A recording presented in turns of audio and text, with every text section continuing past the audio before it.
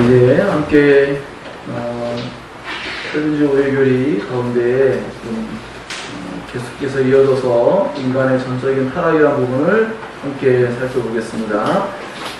그리고 함께 살펴볼 본문은 로마서 3장 9절에서 18절까지의 말씀입니다. 이것을 근거로 해서 거기에 나와 있는 교리들을 살펴보도록 하겠습니다. 칼빈주의 5대 교리 가운데 있는 이와 같은 인간의 전적인 타락이라는 부분이 우리 신앙에 있어서 절대적으로 중요한 이유는 바로 그 인간의 전적인 타락과 무능함을 철저히 인정하게 될 때에 비로소 하나님의 은혜가 더욱더 값어치 있게 드러나기 때문에 이 교리를 얼마만큼 이해하느냐에 따라서 그 사람이 하나님의 은혜를 이해하는 정도가 같다라고 이렇게 말해도 정말 틀리지 않을 것 같습니다. 그래서 우리가 인간의 전적인 타락이란 이런 부분들에 대해서 우리 마음속에서 깊이 알아갈 때 무엇보다 중요한 것은 정말 성령께서 우리 마음에 이것을 깨닫게 해주시지 않으면 우리는 자기 자신을 올바르게 바라볼 수가 없습니다. 성령께서 우리의 마음속에 하나님의 말씀을 잘 깨닫게 해주시고 또 그 말씀을 우리 자신들에게 잘 적용하도록 그렇게 은혜를 주어야 하지만 결국 그것이 성경 속에 있는 말씀들이 내 이야기와 같구나, 내 마음속에 있는 그런 모든 잘못됨과 연결되어서 이해하게 될 때 비로소 우리가 얼마나 놀라운 하나님의 은혜 속에서 살고 있는지를 더욱더 깊이 알아갈 수 있는 그런 하나의 과정들이 될 수 있습니다. 그래서 이러한 것들을 잘 이해하면서 오늘 말씀을 함께 살펴보고자 합니다. 여러분들이 그 전에도 이제 말씀을 들은 바와 같이 우리가 하나님 앞에서 우리의 죄악이 결국 하나님과의 관계성 안에 놓여져 있고 그러한 죄악들이 해결할 수 있는 유일한 해결책도 결국은 하나님과의 관계성 안에 있습니다. 그런데 이 모든 것들이 결국 우리가 스스로 무능하기 때문에 우리가 전적으로 하나님 앞에서 모든 면에서 그렇다는 거죠. 우리가 더 이상 죄를 지을 수 없다거나 또는 우리가 모든 면에서 일반적으로 우리가 행할 수 있는 그러한 작은 선행을 할 수 없느냐 그런 문제는 아니에요. 다만 하나님을 진정으로 찾아감에 있어서 도덕적인 선을 행함에 있어서 그런 부분에 있어서 무능함을 나타내는 것이죠. 그것은 곧 외부적으로 나타나는, 겉으로 드러나는 그 사람의 행동 속에 있는 그 동기, 마음의 동기가 진정으로 선할 수 있느냐, 진정으로 참된 선을 쫓아 행할 수 있느냐라는 문제를 가지고 생각할 때 우리는 과거에 우리 인간들이 흔히 일반적으로 지키고 있는 하나의 예가 될 수 있는 게 뭐냐면 바로 시민의식이라는 거죠. 그래서 뭐냐면 일반적으로 우리가 세상에 있는 수많은 법규들을 잘 지키기도 합니다.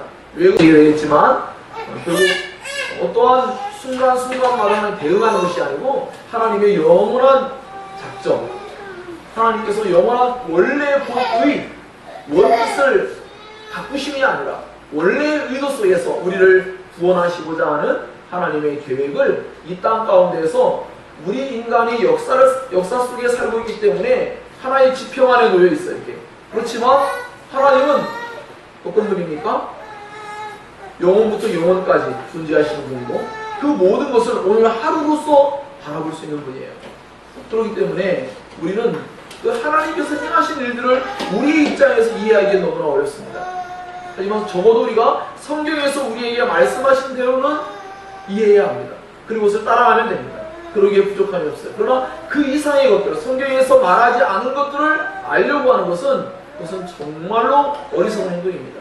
왜냐하면 우리가 하나님 입장이 되어야 되는데 하나님 입장에서는 도저히 우리가 이해할 수가 없습니다. 불가능한 일이죠. 그래서 우리는 하나님께서 우리에게 알려주시고 계시하신 이러한 방법을 따라서 하나님을 알고 그 하나님을 믿고 따르고 그런 것이죠. 그런 의미로 봤을 때 성경에서 우리 인간을 정의할 때에 분명히 이와 같이 우리 인간이 가지고 있는 내면의 그 본 모습을 보여줄 때 물론 이러한 것들에 대해서 여러분 만약에 자신이 정말 인간이 이런 모습을 좀 가지고 있을까라고 생각할지 모르겠지만 그렇지가 않아요. 이 모습은요, 그러나 몇몇 특정한 어떠한 악인들, 죄인들, 그러니까 죄인으로서 드러나는 사람들, 악을 행함으로 나타나는 사람들, 그들만이 아니에요. 성경은 모든 사람이 그렇다고 말합니다.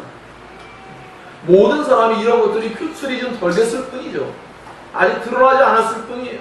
지금도 텔레비전 뉴스나 여러 가지 매체를 통해서 우리가 알게 된 게 뭡니까? 이웃에 선량해 보였던 사람들, 근데 그들이 살인자고 그들이 수많은 악한 일들을 행했다는 것이 밝혀지고 드러날 때야 비로소 어떻게 저럴 수가 있냐고 그렇게 말을 하지만 사실은 우리 내면을 살펴보면 우리 내면이 사실은 그에 못지않은 그런 악한 것들이 언제나 우리 마음속에 깊이 되어있고 오염되어 있음을 우리가 알 수가 있습니다. 자, 그래서 인간은 이와 같이 남은 것은 하나님의 심판을 받는 것 외에는 또 어떤 것도 없었습니다. 하나님의 평강의 길을 알지 못하고 사람들은 파멸과 그 고생의 길로 향하여 달려가는 그러한 어리석고 무지한 그런 입장 속에 놓여 있습니다. 그러니까 하나님께서 우리를 제지하시고 하나님 우리를 당신의 길을 이끌지 아니하시면 우린 끊임없이 파멸의 길을 향하여 달려갈 뿐이에요. 왜 그렇습니까? 계속 죄가 죄인 줄도 모르고 그 죄 가운데 빠져들어가고 그 죄 속에서 빠져나올 아무런 힘이 없어요. 힘이 없어요. 불가능한 거죠. 다른 식으로 표현하자면 저도 어렸을 때 제가 물속에 몇 번 빠져 죽을 뻔한 적이 있어요. 저 어렸을 때는 동네 형들하고 같이 막 냇가에 가가지고 다리 밑에 가가지고 막 수영도 하고 그랬는데 그냥 그때는 수영을 제대로 배운 적이 없잖아요. 땅 짚고 헤엄치기 하는데 땅이 쑥 파인 데가 있었어요. 그럼 손이 안 닿잖아요. 그러다가 물을 먹기 시작하면서 대굴대굴 굴르고 그럴 때 물이 아주 깊지도 않은데 정말 그 물살이 좀 빨랐어요. 떠내려가서 죽을 뻔했어요. 정말. 나중에 기어서 막 나왔는데 나중에 들어가 보니까 허리 조금 넘더라고요. 그러니까 일어서면 되는 건데 일어서질 못하고 물속에서 막 호흡되는데 정말 죽을 것 같더라고요. 정말. 그런 적도 있어요. 근데 여하튼 그때는 이제 여기 깊이가 약해서 그랬어요. 근데 정말 깊이가 있는 데였다면 저는 죽었을 거예요. 기어서 땅바닥을 긁고 나와서 살아날지는 모르겠지만 정말 엄청난 일이에요. 그래서 수영을 많이 할 수 있다면 헤엄치라고 하지 않겠습니까? 그런데 예를 들면 저는 이렇게 생각하고 싶어요. 수영을 할 줄 모르는데 빠져나올 수 있는 걸 기대한다는 건 불가능한 거죠. 그때 무언가 로프를 던지거나 그 사람에게 구명조끼를 또는 그 사람에게 구조를 할 수 있는 무언가를 제공하거나 구해오는 외부적인 방법, 나 말고 내가 빠져 죽어가는 나 말고 다른 데서 어떤 외부의 힘을 빌리지 않고는 도저히 빠져나올 수 없는 상황, 그것이 바로 인간이 전적으로 타락한 상황이라고 말할 수도 있습니다. 수영할 줄 모르는데 죄에서 빠져나올 수 있는 아무런 힘이 없어요. 죄에서 빠져나기는커녕 성경의 어떠한 내용들을 살펴보면요, 오히려 인간은 죄를 좋아해요. 죄를 지는데 오히려 즐거워하는 면모들을 가지고 있습니다. 물론 어떤 사람들은 이런 면에서는 올바르지만 또 저런 면에서는 그렇지 않습니다. 다양해요. 그 사람이 좋아하는 어떤 성향이 있고 기질이 있습니다. 그러한 죄에 쉽게 무너지고 또 빠져들어갑니다. 그런 어떤 것은 제법 강한 면모를 보이기도 합니다. 그러나 그것은 때로는 아까 말씀처럼 시민의식과 같이 자기들의 마음속에 다른 사람들의 어떤 이목을 받고 또 여러 가지 체면 때문에 억제하는 것 뿐이지 사실은 마음속으로부터는 자신도 하고 싶고 누리고 싶고 즐기고 싶은 마음이 분명히 마음속에도 있을 수 있다는 것입니다. 자, 이런 여러 가지들을 생각해 본다면 결국 인간은 스스로의 힘으로는 죄에서 빠져나온다는 것은 불가능하다는 것을 우리가 어떤 논리 가운데도 알 수 있고요. 성경 속에 있는 교리를 통해서 우리가 알아가는 것이죠.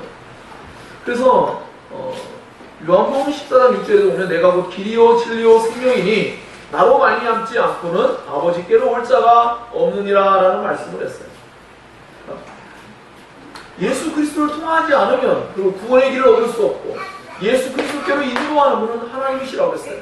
성부께서 친히 예수 그리스도께로 인도하고 예수 그리스도로 말미암아 또 아버지께로 인도함 받고 하는 것이죠. 그런 모든 것들은 결국 우리 스스로가 할 수 있는 부분들이 아니라 하나님께서 그렇게 은혜로서 찾아와 주시고 우리들을 인도하시고 이끌으시는 것이죠. 신자의 내면 안에 하나님의 말씀을 받아들이고 하나님의 말씀을 소망하게 하시고 그 하나님의 말씀을 따를 수 있는 그런 마음의 어떤 준비를 하나님께서 행하게 하셔서 우리 스스로는 할 수 없지만 주님을 의지하게 하셔서 그 주님으로 말미암아 구원의 길로 이끌어 가시는 하나님의 전적인 주권적 그런 구원의 길이가 바로 인간의 전적인 타락 속에 드러나고 있습니다. 자, 그래서 인간의 모든 악한 행위와 악한 말들의 뿌리며 죄성의 본질은 하나님을 두려워함이 없다는 거죠. 물론 하나님을 두려워한다 할지라도 사실은 온전한 구원의 길을 따라서 가지도 않아요. 무슨 이야기냐면 아이들이 그렇지 않습니까? 부모님들이 아이들을 가르칠 때 그 아이가 매로서는 잠깐 다스려져요. 무섭죠. 지킬 수 있어요. 하지만 그 내면 속에는 잘못했다고 느끼지 않고 그 매 자체만을 무서워한다면 그 아이는 다음번에 그것을 결코 지켜내지 못합니다. 반드시 어기게 되어 있어요. 그런 것처럼 우리의 내면 속에 하나님을 두려워함이 없다 라고 할 때 하나님을 두려워함이 있다 할지라도 그것은 그 사람을 진정으로 구원의 길 가운데로 인도하는데 어떠한 수많은 어려운 장애를 가지고 있어요. 겉으로는 종교행위 속에 오늘 우리가 오전 예배 때도 말씀을 살펴봤지만 때로도 안도 심판에 대한 두려움 때문에 일면 잠깐 죄에 대해서 뭔가 번민하고 갈등하고 또 그것 때문에 잠깐 자기 자신을 절제할 수 있지만 조금 있으면 또다시 그러한 기회가 찾아왔을 때 어떤 그러한 시험과 유혹이 찾아왔을 때 그는 결국 넘어지고 그는 결국 하나님 반대편에 서서 악을 자행하는 그런 모습을 볼 수가 있습니다. 그런데 여기에 약간의 차이도 좀 있는 것 같아요. 어떤 차이냐면 신자와 불신자의 마음속에 하나님께서 두려운 마음을 주실 때 그 차이가 좀 있어요.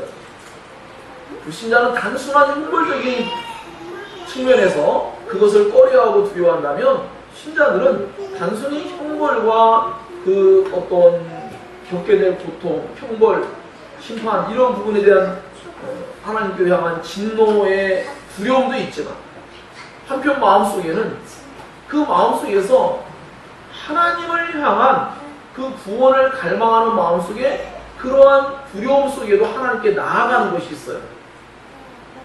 무슨 말이냐면 불신자는 그러한 하나님을 두려워하는 마음이 있는데 진정으로 참되게 확신하고 있지 않기 때문에 어느 정도 수준까지는 그것을 이루어낼 수 있다는 말입니다. 그러나 이내 어떠한 그 사람에게 시험이 찾아오고 하나님의 뜻대로 살아가야 될 것을 요청받을 때 그는 포기하고 또 하지 않아요. 그러나 참된 신자들은 똑같은 어떤 두려움이 찾아왔을 때 그는 하나님에 대한 확고한 신앙심이 작용하고 있어서 그 내면 안에서 그러한 상황이 왔을 때 하나님을 향하여 나아가고 그 하나님 말씀을 진정으로 두려워해서 지켜내고자 하는 마음이 훨씬 더 강하게 드러난다는 말이죠. 그래서 똑같이 하나님을 두려워하는 마음을 가지고 있지만 불신자는 겉으로 보여주는 행위를 어느 정도 선에서 의무적으로 그것을 이렇게 자기 나름대로 지키려고 애를 쓰는 면모를 일정 기간 보이지만 후에는 결국은 지키지 못한다고 말씀드린 것이고 신자는 그런 두려움이 왔을 때 그 두려움이 확고한 가운데에서 그 하나님을 향하여 그 두려움 속에서 하나님께로 여전히 나아간다는 것이에요. 어떤 일정 기간에서 멈춰 서가지고 의무만 이행하고서 멈춰 서는 게 아니라 그 이상으로 계속해서 나아가고 있는 그런 면모를 보입니다. 그래서 성경 속에서 사도 바울이 너희가 두렵고 떨림으로 너희 구원을 이루라 라고 이렇게 빌립보 교회 성도들에게 말씀한 바가 있습니다. 하나님을 두려워함이라는 마음은 그리스도인들에게는 구원에 있어서 또 좋은 역할을 하게 되어 있습니다. 그러나 그러지 않은 반대편 쪽에 있는 사람들에게는 그것이 단순히 겉으로 보일 때는 일정 기간 그런 모습을 나타내지만 실제로는 함께 나아가는 것이 아니라 멈춰서 버린 거예요. 멈춰서 버린 거예요. 뭐 신자에게는 죄에서 돌이키는 어떤 일들이 벌어지고 있다면 불신자에게는 돌이킴이 아니라 그냥 일정 기간 약간 절제하고 그것을 참아내고 잠깐 자기 자신을 이렇게 묶어두는 거죠. 조금 있으면 여기서 또 본물 터지듯이 터져나가고 더 악한 죄 가운데로 빠져들어가는 그런 모습을 볼 수가 있습니다.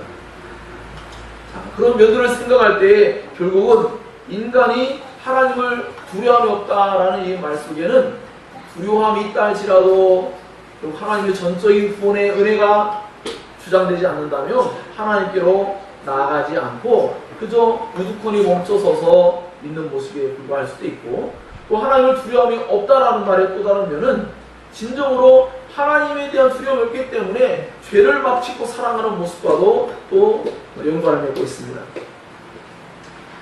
하나님을 정말로 두려워한다면, 진정으로 두려워하는 마음이 있다면 인간이 죄를 짓지 않으려고 정말로 엄청난 노력을 기울 수 있을 거예요. 그러나 하나님을 실제로는 두려워하는 마음이 없기에 사람들은 이 세상에 있는 사람들을 두려워하고 이 세상에 있는 어떠한 제도, 형벌 이런 것을 두려워하지 하나님 자신, 하나님 그분을 진정으로 두려워하는, 하나님의 심판을 진정으로 두려워하는 그런 모습은 사실 너무나 부족한 모습을 분명하게 보이고 있다는 것을 말하고 있는 것입니다. 자, 그렇기 때문에 죄로 타락한 인간은 죄를 지으려는 악한 생각에 짐짓 하나님의 심판을 제거하여 하나님을 두려워하지 않으려고 하는 면모를 보이기도 합니다. 무슨 말입니까? 하나님의 심판을 제거하려고 해요.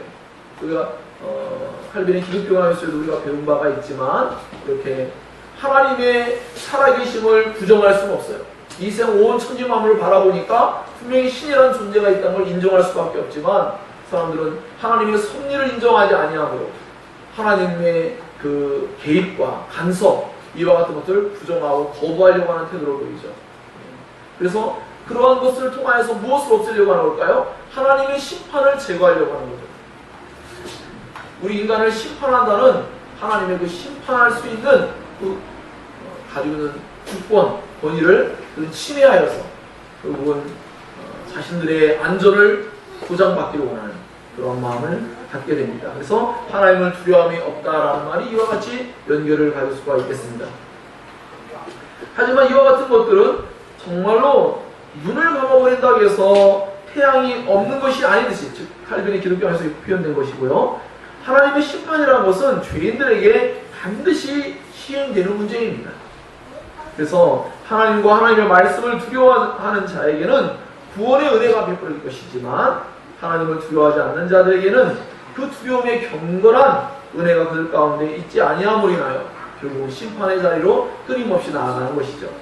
그래서 이사야 66장 2절에도 보면 나 여호와가 말하노라 무릇 마음이 가난하고 심령이 통회하며 내 말을 듣고 떠는 자 그 사람은 내가 돌보려니와 라는 말씀이 기록되어 있습니다. 그러니까 하나님 말씀을 듣고 신기하게 어떤 사람은 두려워 떠는 거죠.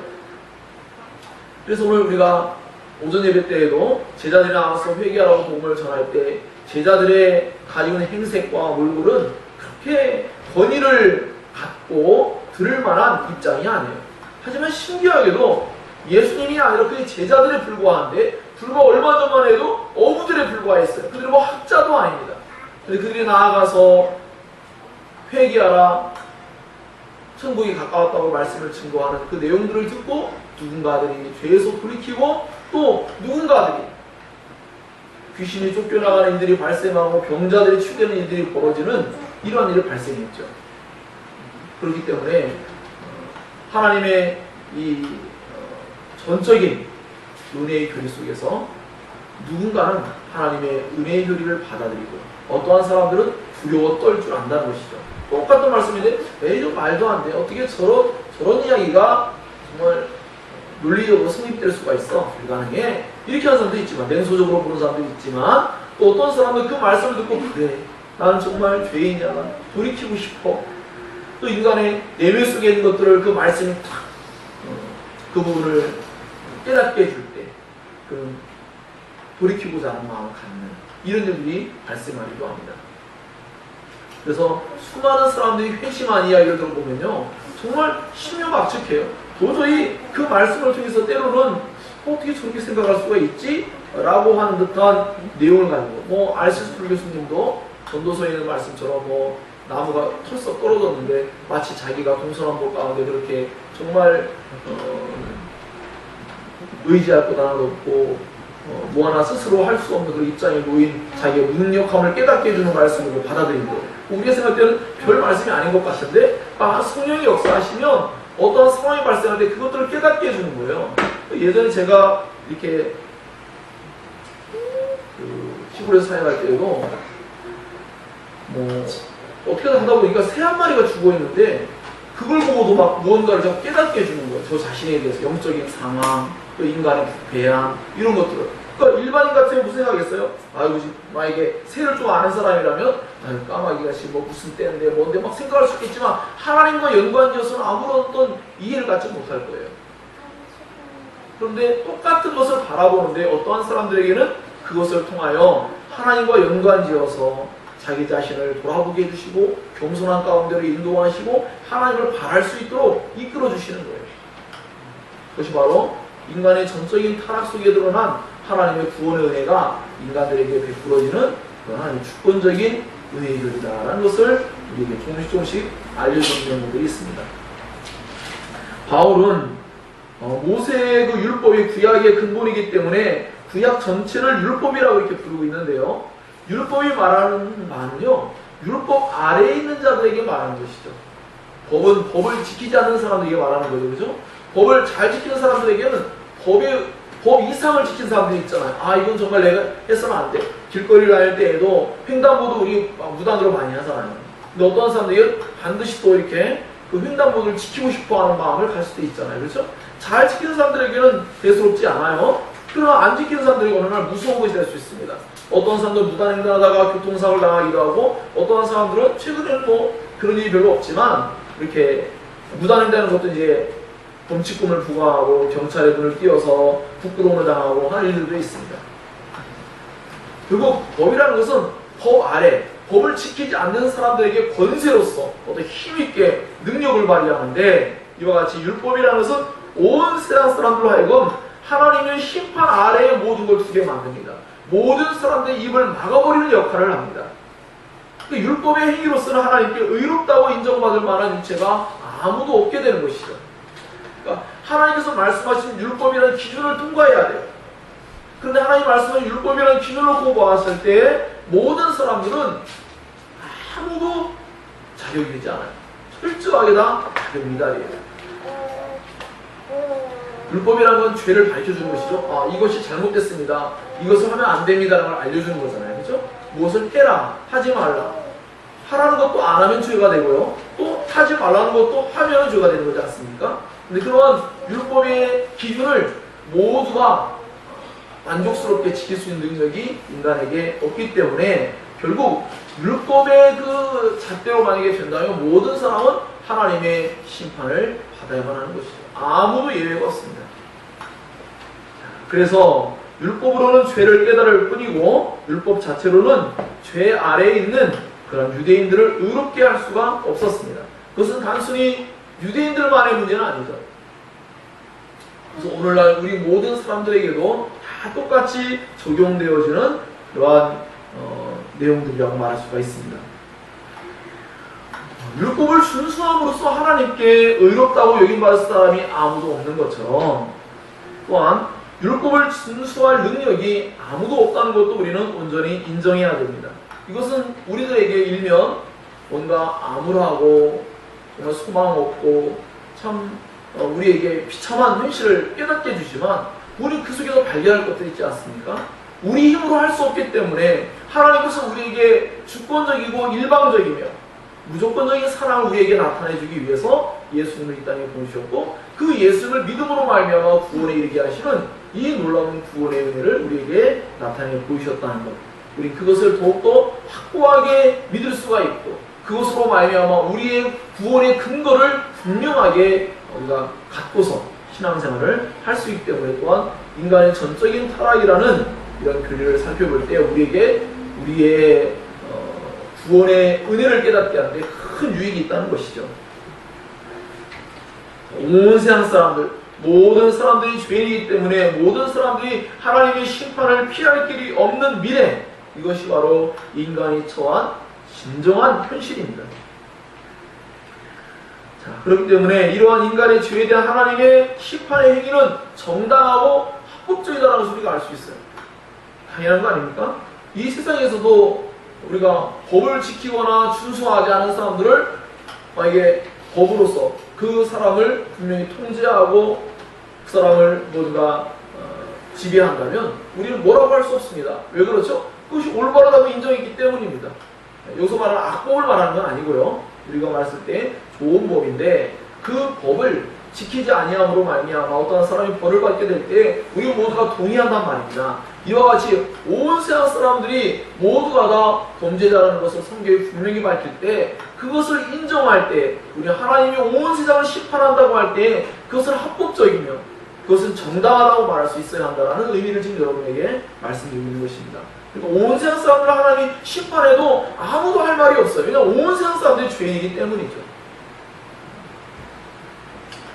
또 한편으로는 우리가 화요일날 성경 공부하는 분들은 이제 좀 더 이해를 가지고 계시겠지만 하나님께서 노아의 홍수 사건 속에도 일면 사람들을 모두 심판하지만 노아의 가족은 살려주시고 물론 하나님께서 노아까지도 다 심판할 수도 있어요. 노아도 사실은 죄인이에요. 모두가 다. 하지만 하나님은 하나님 하신 약속이 있죠. 그 은혜의 약속이 있어요. 그것은 바로 여자의 후손을 통하여서 모든 죄인들을 구원하시고자 하는 하나님의 계획이 있기 때문에 노아를 살려주셨을 때 노아 속에서 분명히 죄라는 것이 여전히 내포되어 있고 그가 또다시 죄를 질 것을 알고 계심에도 불구하고 하나님은 구원의 역사를 그들을 통하여 계속해서 이루어가고 있는 거죠.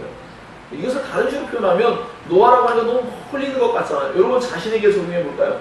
여러분 자신도 동일합니다. 여러분 자신도 잘 생각해보면 저 자신을 돌아볼 때 저는 저라는 사람을 기대하고 저 자신이 구원의 길을 간다고 할 때 저는 그냥 불가능하다고 손들 수밖에 없어요. 불가능합니다. 저는 아직도 여전히 수많은 여러 가지 것들에 마음이 흔들릴 때가 있고 또 물론 이제 구원의 은혜가 흔들린다 그런 의미를 말하는 건 아닙니다. 다만 어떠한 살면서 할 때 믿음으로 하지 못할 때도 있고 사랑으로 하지 못할 때도 있고요. 예, 수많은 것들이 마음속에서부터 하나님 앞에 때로 부끄럽게 느껴지고 죄송하기도 하고 사람 앞에 더 분명히 잘할 수 있는 부분도 하지 않은 것도 있고요. 해야 될 것은 하지 않은 것도 있고 하지 말아야 될 것은 한 것도 있고 그렇습니다. 근데 이런 것들을 만약에 적용해 나간다면 저는 정말 넘어져도 벌써 넘어졌을 겁니다. 그러나 하나님께서 전적으로 붙들어 주시고 은혜를 베풀어 주심으로 말미암아 이렇게 그 길을 걷고 있는 것입니다. 이와 같이 하나님께서 왜 노아라는 사람을 살려두었을까? 노아라는 사람을 통한 일하신 게 얼마나 불편하고 힘든 일인지 여러분 알고 있지 않습니까? 여러분 죄를 가진 사람을 뭔가 바꾸어가면서 뭔가를 이루어가려고 할 때 그것은 하나님의 그 거룩한 속성 가운데 그 인자하심과 오래 참음과 그 엄청난 사랑을 그대로 반영해서 보여주는 거예요. 그래서 C.S. 루이스가 그 스크루테이프 편지에 보면 그런 일들이 나와요. 원수는 하나님을 말합니다. 원수가 이렇게 어려운, 이렇게 힘든 과정을 만들어가지고 모르겠다는. 그런데 더 놀라운 것은 그런 힘든 과정 속에서 그 미개하고 어리석은 환자들 우리 그리스도인들 말합니다. 그 환자들이 바로 그것으로 말미암아 결국은 하나님을 붙잡고 의지하고 결국은 구원에 이르게 된다는 말이에요. 하나님께서 우리에게 참 스스로 고생하다가 뒤집어 쓰려고 각 작정하신 거예요. 우리 언약신학을 배울 때 그런 얘기 나오지 않습니까? 우리 똑같이 언약의 쌍방간의 계약을 맺지만 그러나 이 쌍방간의 계약 속에는 사실은 하나님이 일방적으로 찾아오셔서 언약의 대상자로 삼으시고 하나님이 결국은 이 언약을 하나님만 이루어갈 수 있어요. 인간의 편에서 이루어낼 수 있는 능력이 아무것도 없습니다. 그와 같이 하나님께서 우리에게 찾아오셔서 우리 스스로를 바라볼 때 하나님 얼마나 답답하시겠어요. 얼마나 참 어처구니가 없겠어요. 우리 자신들의 모습을 본다면 저 천국으로 인도한다는 것은 하나님이 정말 지금도 여전히 엄청난 고난 가운데 계신 거예요. 일면 정말 고난이 딴 게 고난이 아니잖아요. 여러분 만약에 자식이 속색입니다. 예? 자식이 속색이면 어떻게 해요? 부모가 삶이 고난이에요. 괴로워요. 힘들어요.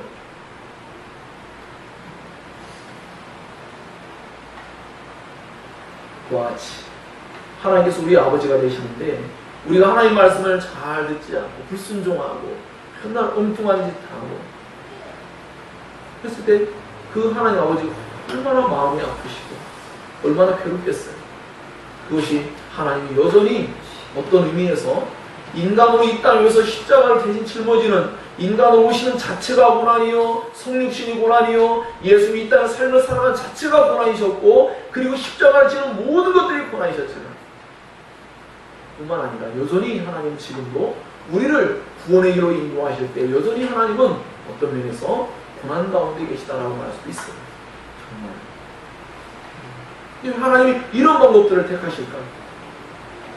바로 이런 방법을 통해서 하나님은 자신의 은혜인 것을 자신의 은혜로서 구원받은 것을 인간에게 철저히 깨닫게 하시고 자기 자신의 사랑이시라는 것을 분명하게 드러내시고자 이러한 어려운 방법을 선택하십니다.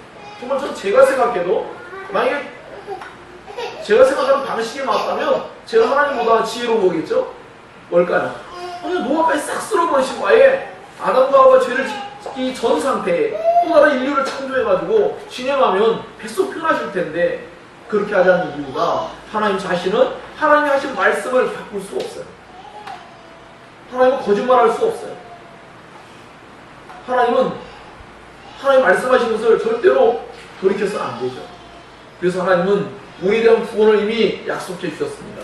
그래서 그 약속을 신실하게 이루시고자 기꺼이 주님이 그렇게 어려운 방법을 사용하신 것이죠. 즉 얼마든지 하나님은 예수님이 오지 않고도 인간의 모든 마음을 바꿔놓을 수 있는 전능하신 분이에요.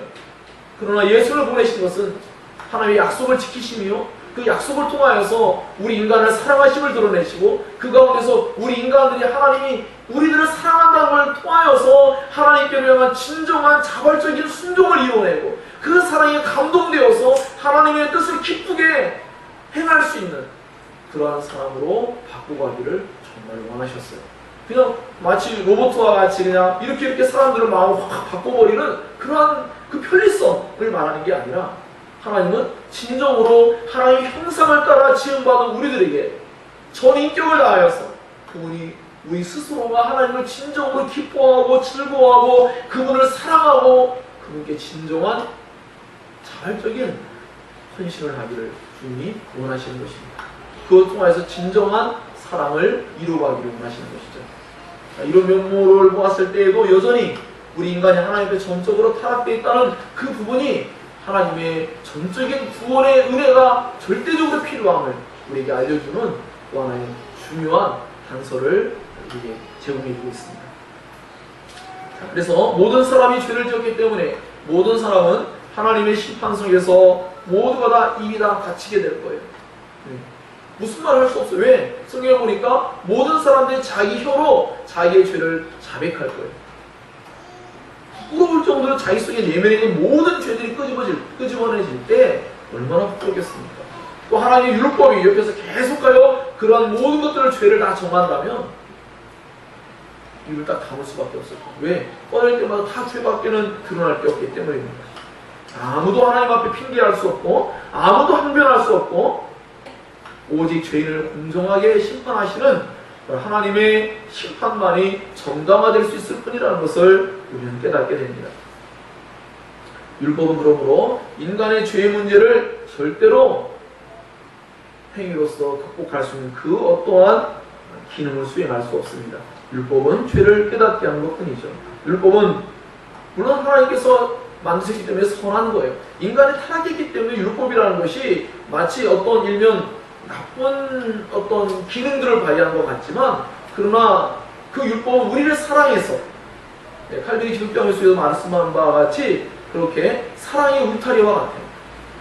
부모가 자식을 사랑해서 너 이렇게 하지 말아라 저건 저렇게 해라 아이들이 학교 갈 때 계속 이런저런 얘기를 하는 것처럼 하나님께서 우리에게 그러한 구성애가 가득한 아버지로서 우리에게 말씀하시는 것이 바로 율법이라고 말할 수도 있습니다. 그러므로 율법은 하나님의 뜻과 죄의 권세를 명백하게 드러내는 역할을 하지만 또 다른 측면에서는 하나님의 은혜를 불러일으키는 그런 작용도 하고 있습니다. 인간은 율법의 행위에 순종하려고 노력하는 중에 자신이 한없이 무력한 존재라는 사실을 철저히 깨달아가는 가운데에서 절대적으로 하나님의 구원의 은혜의 필요성을 깨닫게 하는 역할을 하기도 합니다. 그래서 우리 자신들을 절망하게 만든 역할들 속에서 우리 인간이 하나님만을 바랄 수밖에 없게끔 만드는 역할을 율법이 한다는 것이죠. 그래서 성경을 통해서 율법을 통하여 더 많이 정죄받는 것이 우리에게 너무나 필요해요. 성경을 통해서 우리 자신들의 내면을 많이 살펴보지 않은 사람들이 인간에게 무언가 선한 것을 기대하는 그런 태도로 보입니다. 그래서 성경을 점점 많이 알아가고 깊이 알아가다 보면 인간에게는 그 어떤 소망도 없다는 것을 철저하게 깨닫게 됩니다. 그 율법이 하는 기능이에요. 하나님의 말씀의 법이 항상 우리의 내면을 그렇게 깨닫게 해줍니다. 그래서 율법은 그런 면에서 좋은 또 하나의 순기능을 하고 있습니다. 더 많은 죄를, 더 깊은 죄를 하나하나 깨달아가면 깨달아갈수록 점점 하나님께로 나아갈 수 있는 길을 열어주는, 하나님만을 바라게 하시는 그런 은혜의 길로 인도하는 역할을 하는 것입니다. 그래서 어떤 면에서 그거는 사도 바울이 갈라디 교회에 표현한 것처럼 농학선생과 같이 그런 역할을 해서 나중에 결국 은혜의 길 가운데로 인도하는 그런 역할을 하기도 합니다. 이 부분이 사실은 취약하기 때문에 한국 교회 안에도 회개가 그다지 일어나지 않으며, 또한 이러한 부분이 취약해서 진정한 구원의 값어치를 잘 모르는 신자들도 많이 있습니다. 마치 마틴 루터와 같이 수많은 믿음의 선배들처럼 죄에 대해서 깊이 고민하고 죄에서 돌이키기를 원하고 자신의 내면을 하나님 말씀을 통해서 깊이 성찰하고 깨닫게 될 때에 비로소 그 하나님의 절대적인 은혜를 간구하며 하나님의 주권적인 은혜를 갈망할 수밖에 없는 입장에 놓이는 것이죠. 제가 가끔씩 말씀드리고 말하지만 C.S. 루이스가 여기 말한 바와 같이 그렇게 정말 착하게 살려고 노력해본 사람만이 착하게 산다는 것이 얼마나 어려운 일인지를 절감하는 거예요. 착하게 살려고 노력 안 해본 사람은요, 그 착하게 산다는 것이 뭔지도 모르고 악하다는 것이 뭔지도 몰라요, 사실은. 그래서 이런 말도 했습니다. 제가 한 일주일 정도는 성경대로 살아보려고 하고 착하게 살아보려고 하면 가능하다는 거예요. 2주, 3주, 4주, 한 달 지나보세요. 정말 어렵습니다. 하나님 말씀대로 산다는 건 불가능해요. 오직 성령의 인도하심이 따르지 않고, 또한 하나님의 절대적인 죄의 용서의 은혜가 끊임없이 우리 예배 가운데에 경험되지 아니하면 숨막혀서 살 수도 없고 이뤄낼 수도 없고 절망할 수밖에 없어요.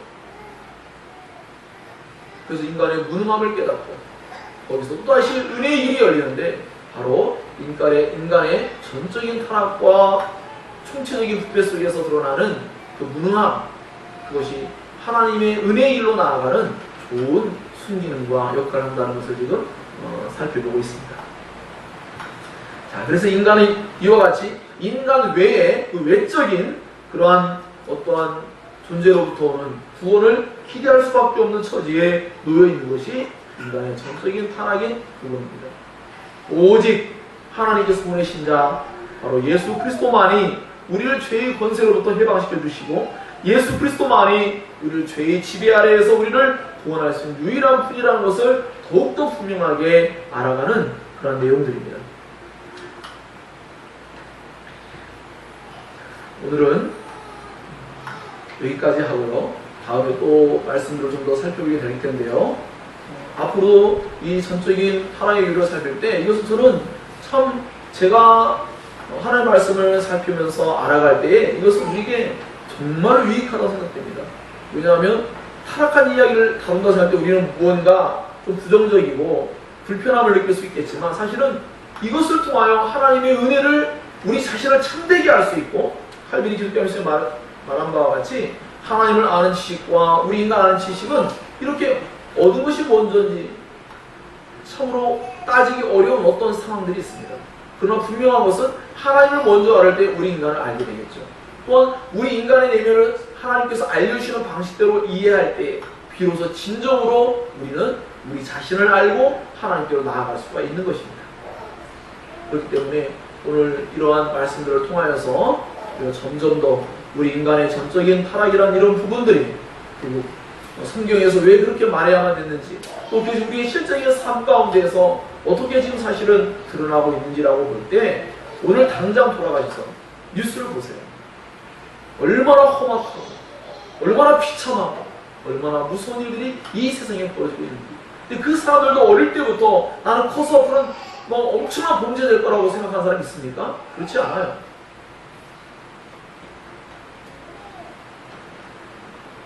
우리 모두가 다 모든 인간이 하나님의 은혜 없이는 아무도 설 수 없음을 알아야 됩니다. 우리가 생각할 때 어떻게 저럴 수가 있어? 라고 비판하는 것은요, 그 사람이 아직도 하나님의 은혜를 인정하지 않는 태도를 가지고 있는 거예요. 하나님의 전적인 은혜를 진정으로 인정한다면 나도 그럴 수 있는데 하나님의 은혜로서 나를 붙잡아 주셨기 때문에 지금 우리가 여기 이렇게 은혜 속에 살고 있음을 이해해야 합니다. 우리가 다른 사람보다 조금 더 나은 성품, 기질, 그런 환경 그 어떤 것이 아닙니다. 오직 하나님께서 은혜로서 우리를 붙들어 주시기에 오늘 우리가 이와 같이 하나님의 말씀을 즐거워하고 하나님을 예배하며 하나님 뜻대로 살고 싶은 이 거룩하고 새로운 본성 가운데에서 우리가 하나님의 은혜로 살고 있는 것이죠. 이것들을 잘 기억하시고 언제나 우리에게 주어진 모든 것들이 하나님의 절대적인 은혜 속에서 주어진 것을 늘 깨닫고 늘 그 하나님을 기뻐하고 감사하는 그분을 찬양하는 우리의 삶, 그분의 말씀의 뜻을 진정으로 마음속으로부터 자발적으로 순종해 나아가는 그런 우리의 삶이 되기를 진정을 합니다. 그러할 때에 우리 예배가 진정한 가치가 있고 우리의 삶이 진정한 예배가 될 수 있음을 믿습니다. 우리 모두가 그런 삶을 통하여 하나님께 영광이며 우리 자신의 하나님 도움이 되며 다른 사람들에게 커다란 유익을 줄 수 있는 그런 우리의 삶의 되기를 주님의 이름으로 축원합니다. 기도하겠습니다. 들은 말씀을 기억하면서